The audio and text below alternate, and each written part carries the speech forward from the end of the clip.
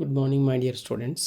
మనం జియోగ్రఫీకి సంబంధించి basic concept చూస్తున్నాము సోషల్ స్టడీస్లో. ఇది హై స్కూల్ స్టూడెంట్స్ అందరికీ ఉపయోగపడుతుంది. బేసిక్ కాన్సెప్ట్స్ అనేవి గతంలో మీరు నేర్చుకోకపోతే ఇది ఉపయోగపడుతుంది. అయితే మనం ఇప్పటికీ 5 వీడియోస్ చేసినట్టున్నాము.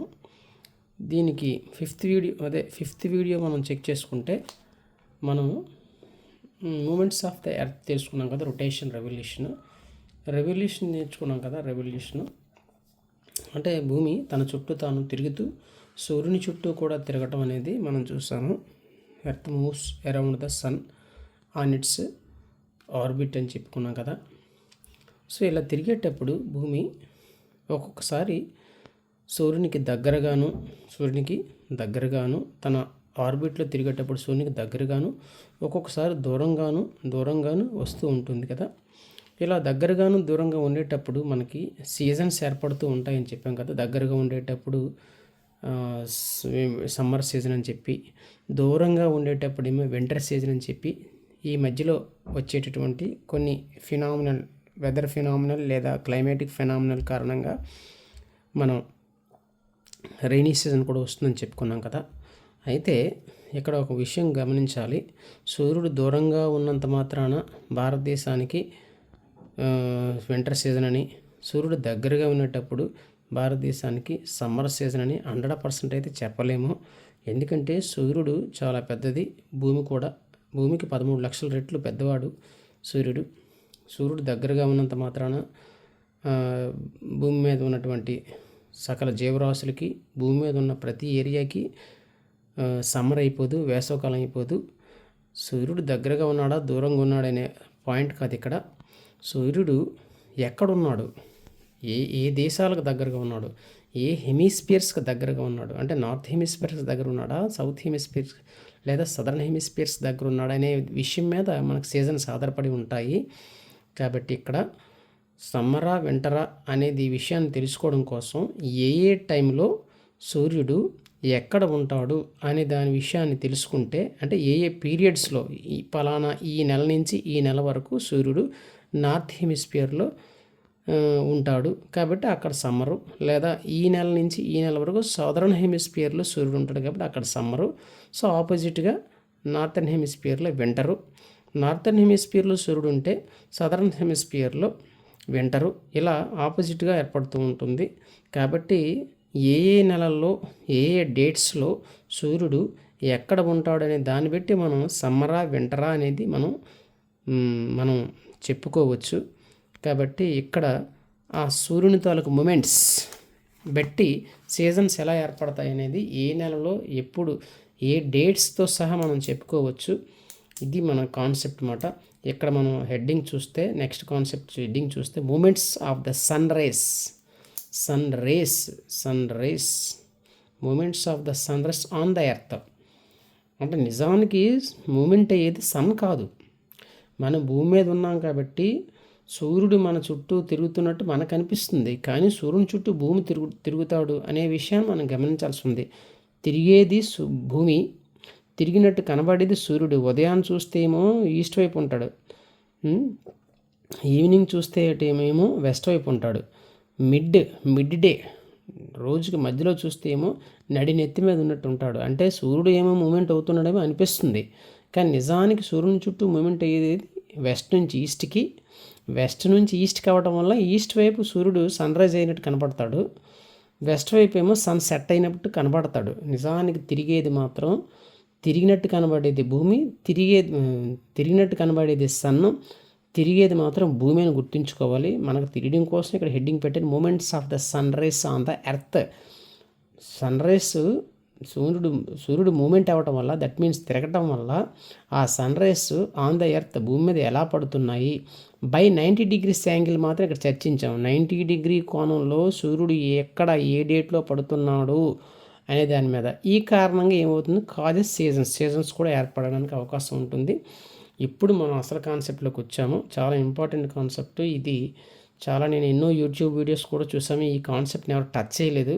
నేను ఇప్పుడు టచ్ చేస్తున్నాను, చూసుకోండి. సూర్యకిరణాలు భూమి మీద 90 degrees యాంగిల్లో, దట్ మీన్స్ స్ట్రైట్గా ఎక్కడ పడుతున్నాడు, ఏ డేట్స్లో పడుతున్నాడు అనేది మనం ఖచ్చితంగా డేట్స్తో సహా చెప్పుకోవాల్సిన అవసరం ఉంది. ఈ డేట్స్ చెప్తే మనం తెలుసుకుంటే మనకి maximum concept of the geography అర్థమవడానికి అవకాశం ఉంటుంది. ఇక్కడ మనం చర్చించుకునేది 90 degrees యాంగిల్లో, that means straight angle of incidence 90 degrees.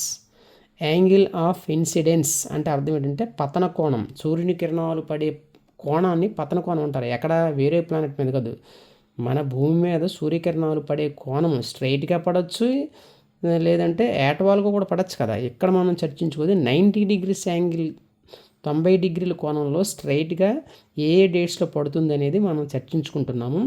ఈ క్రమంలో మనకి చర్చించుకుంటే ముందు ఈ లాటిట్యూడ్స్ ఆల్రెడీ మనకు తెలుసు. ఇది ఈక్వేటర్ అని, 0 degree లాటిట్యూడ్ని మనం ఏమనుకున్నాము, లాటిట్యూడ్ అని ఈక్వేటర్ అని చెప్పాం కదా. Equator divides the globe into 2 halves. Equator అనేది గ్లోబ్ని 2 parts, 2 halves, 2 half partsగా చేస్తుంది. హాఫ్ పార్ట్స్ అంటే హాల్వ్స్ చేస్తుంది. నార్త్ పార్ట్ ఏమో నార్థర్న్ హెమిస్ఫియర్, సౌత్ పార్ట్ ఏమో సదరన్ హెమిస్ఫియర్ అని చెప్పుకున్నాము. This is equator.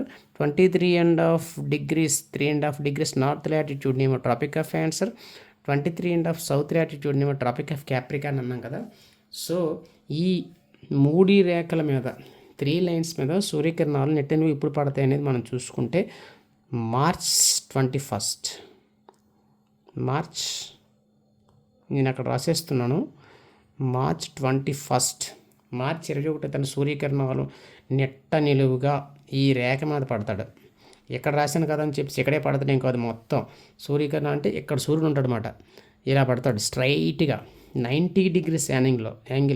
అంటే సూర్యుని తాలూ కిరణాలు ఇలా చెక్ చేసుకొని భూమి మీద చెక్ చేస్తే, అంటే జస్ట్ ఇలా చెక్ చేస్తే ఈ కోణం 90 degrees యాంగిల్లో ఉంటుంది. మార్చ్ 21 సూర్యకిరణాలు భూమి మీద, అంటే భూమి మధ్యరేఖ మీద, ఈక్వేటర్, భూమి మీద కాదు ఈక్వేటర్ మీద, అంటే మిడిల్ ఆఫ్ ద ఎర్త్ మీద పడే కోణం మార్చి. ఎక్కడి నుంచి రాయించుకోవాలి సార్ అంటే ఇక్కడ రాయంటే కొంచెం ఇంకా మిగతా రాసుకోవాల్సిన అవసరం ఉంది, అందుకే నేను ఇక్కడ రాశాను. March 21 the angle of incidence of the sun on at 90 degrees angle on the equator is March 21.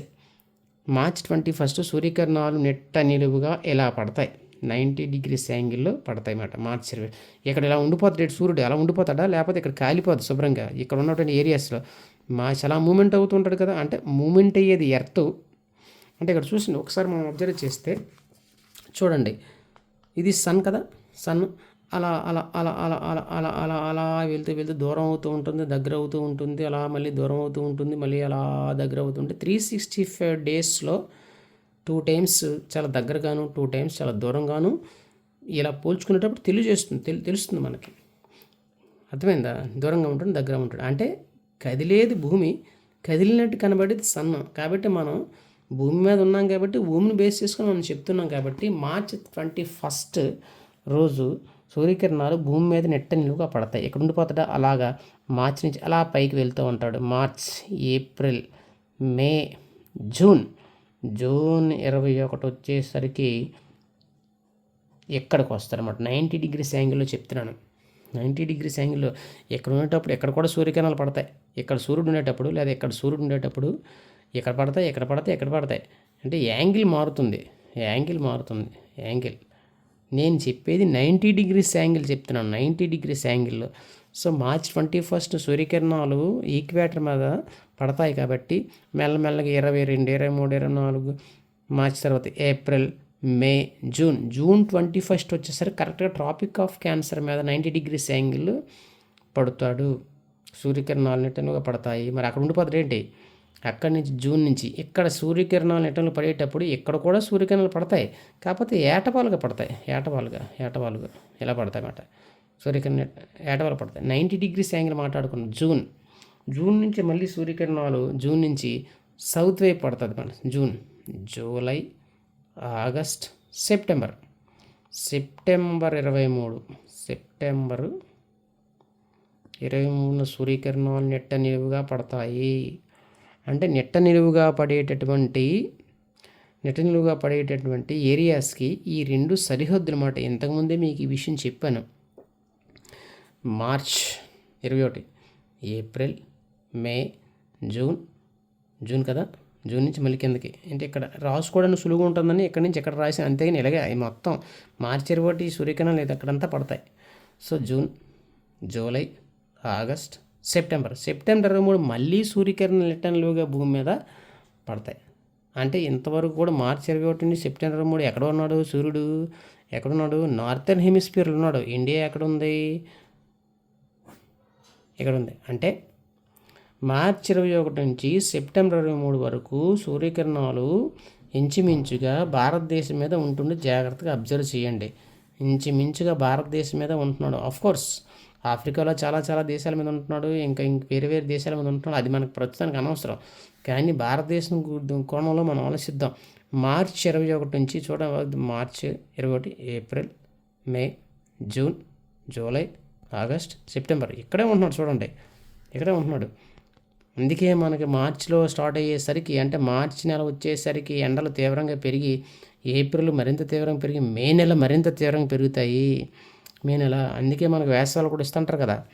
So March, April, May, June, June 21 trophic of Cancer మీద, మార్చి 21 ఈక్వేటర్ మీద, జూన్, జూలై, ఆగస్ట్, సెప్టెంబర్ 23 మళ్ళీ equator మీద సూర్యకిరణం నెట్ట నిలువుగా పడతాయి. నెట్ట నిలువుగా విషయం మాట్లాడుతున్నాం, 90 degrees యాంగిల్ మాట్లాడుతున్నాం. అది మాట. అంటే మార్చి 21 నుండి సెప్టెంబర్ 23 వరకు భారతదేశంలో వేసవి కాలమే, సమ్మరే. చాలామందికి ఈ విషయం తెలియదు, చాలామందికి తెలియదు. వేసవకాలం అంటే మనకు మార్చి, ఏప్రిల్, మే, జూన్, మహా అయితే జూన్ అంటారు. కాదు, నో. మనకి సమ్మర్ వేసవకాలం సెప్టెంబర్ 23 వరకు ఉంటుంది. అఫీషియల్ మార్చి 21 నుంచి సెప్టెంబర్ భారతదేశం వేసవికాలమే. ఎస్పెషల్లీ సౌత్ ఇండియాకి వేసవికాలం దగదగద మండిపోతుంటుంది, మనకి మండిపోతుంటుంది. మరి సార్ అదేంటిది మనకి జూన్ తర్వాత మనకి కొంచెం చల్లబడుతుంది కదంటే అది వేరే కారణం, అది నేను చెప్తాను. సెప్టెంబర్ తర్వాత సంగతి ఏంటి అంటే మార్చి 21 నుండి సెప్టెంబర్ 23 వరకు సూర్యుడు నార్థన్ హెమిస్ఫియర్ ఉంటాడు కాబట్టి నార్థన్ హెమిస్ఫియర్లో సమ్మర్ ఓకే.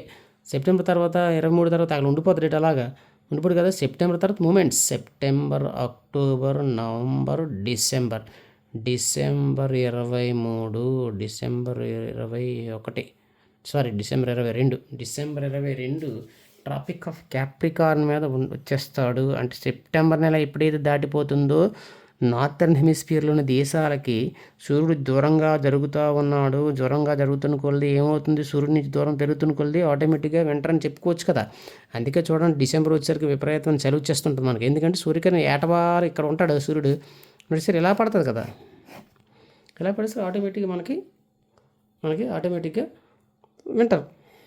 డిసెంబర్లో ఇక్కడ ఉండిపోతుంది. అంటే డిసెంబర్ నుంచి మళ్ళీ డిసెంబర్ని మనం పైకి వేసుకుంటే అంటే ఇక్కడ అవ్వదు కాబట్టి ఇక్కడ పెట్టున్నాం డిసెంబర్ తర్వాత ఏంటి, జనవరి, ఫిబ్రవరి, మార్చ్ 21 మళ్ళీ సూర్యకిరణాలు నెట్టలుగా ఈక్వేటర్ మీదకి వచ్చేస్తాడు. అంటే మనకి మళ్ళీ స్టార్ట్ అయిపోతుంది వేసవికాలము.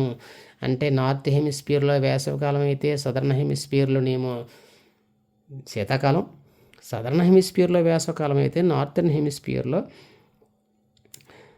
Winter season.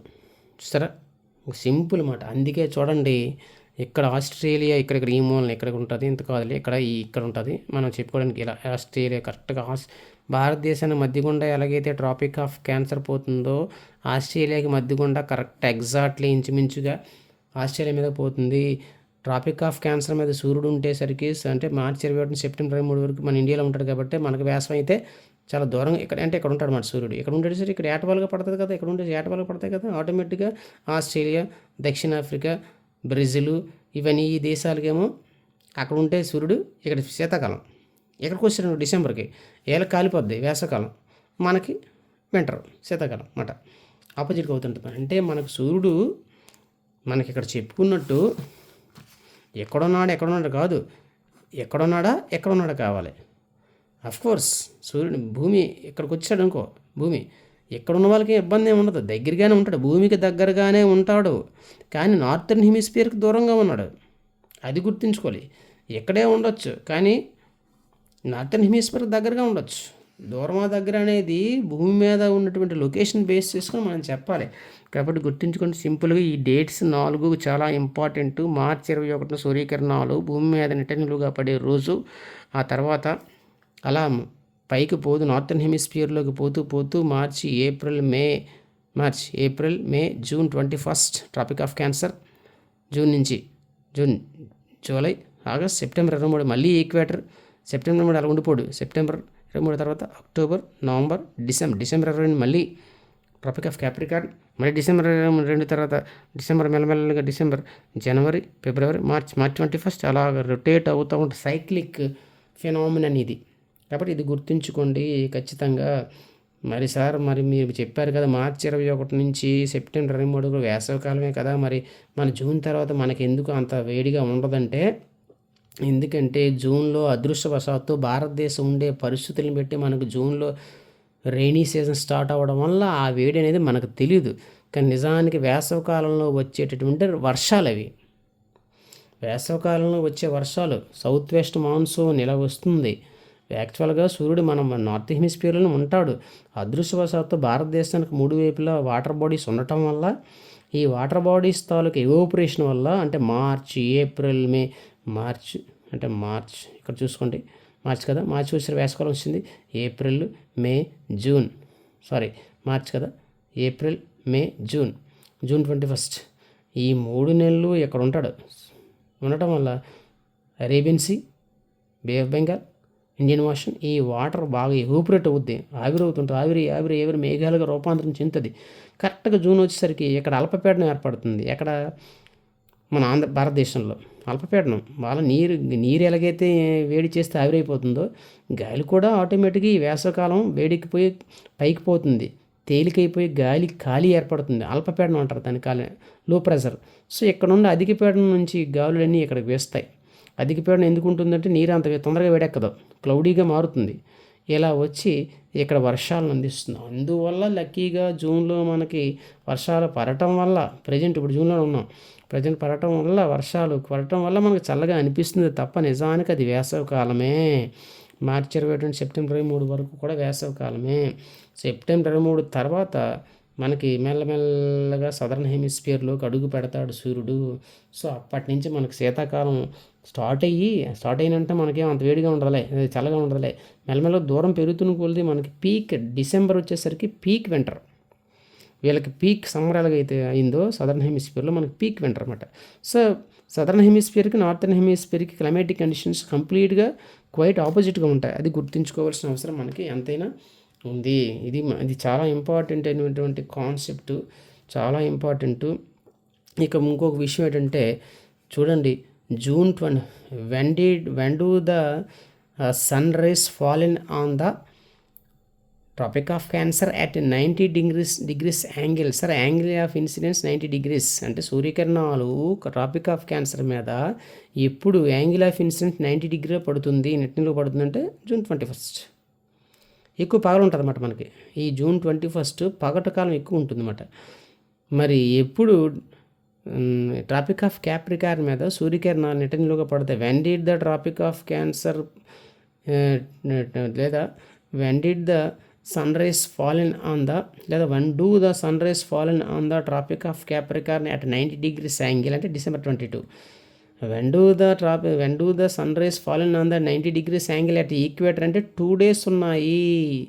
21 మార్చ్ 21 సెప్టెంబర్ 23 ఈ రెండింటిలోనూ కూడా సూర్యకిరణాలు కరెక్ట్గా పక్కాగా ఈక్వేటర్ మీద పడుతుంది. అంటే ఇక్కడి నుంచి చెక్ చేస్తే సూర్యకిరణాలు 90 degrees ఎక్కడైతే 90 degrees యాంగిల్ పడుతుంది, కానీ ఇక్కడ ఉంటాడు కాబట్టి ఇటువైపు కానీ సేమ్ యాంగిల్లో పడతాడు అనమాట. ఇక్కడ 90 degrees యాంగిల్, ఎక్కడ ఎంత యాంగిల్స్లో పడతాడో ఇక్కడ ఎంత యాంగిల్స్ పడతాడు, ఇక్కడ ఎంత యాంగిల్స్లో పడతాడు, ఇక్కడ ఎంత యాంగిల్స్లో పడతాడు. అంటే ఇక్కడ పడేటప్పుడు సూర్యకిరణాలు నిటనిలుగా పడేటప్పుడు ఈ మార్చ్ 21 సెప్టెంబర్ 23 కరెక్ట్గా exact centre of the earth ఉంటాడు కాబట్టి ప్రపంచవ్యాప్తంగా సూర్యకిరణాలు నిటనిలుగా ఎక్కడ మాత్రమే పడతాయి, ఇంకెక్కడ కూడా యాంగిల్ ఆఫ్ ఇన్సిడెన్స్ 90 degrees పడదు. కాబట్టి ప్రపంచవ్యాప్తంగా పగలు రాత్రులు సమానంగా ఉంటాయి. Day and night equal.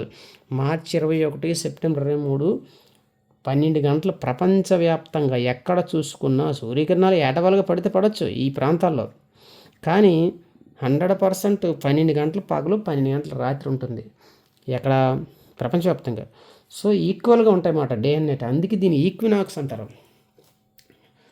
Which dates are called as the equinox అంటే March 21 Where March 21st and September 23rd is called equinox. Why?